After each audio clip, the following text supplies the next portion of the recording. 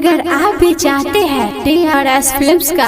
Audio video सबसे पहले आपके पास पहुंचे, तो लाल बटन दबाकर चैनल को सब्सक्राइब करें।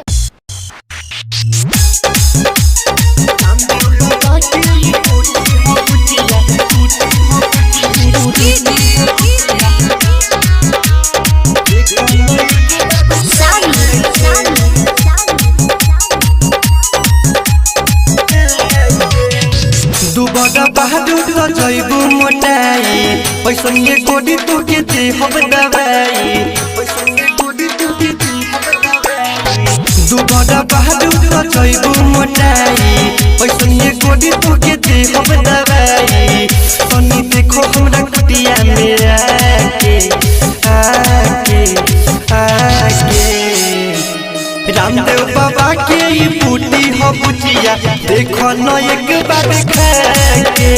साल भर के भीतर तू लइका खेलइबू देखो न एक बार खा के देखो न एक बार खा के रामदेव बाबा की बूटी हो भाग तोहर खिल जाई बन तू जइबू माई आवल देख दी तोर दुख हट जाई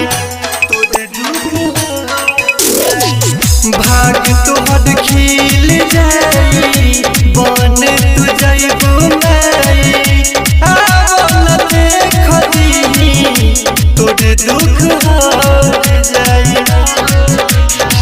जैसे तू कहबू वैसे हम करब देखे तो हाथ सुहरा के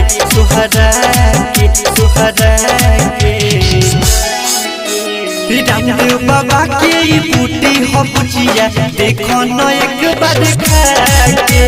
साल भर के भीतर तू बबुआ खेलइबू देखो न एक बार खा के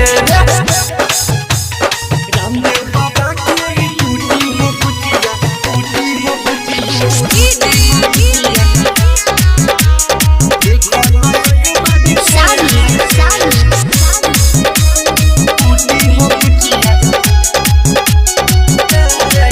दुख तोहर हार ले हम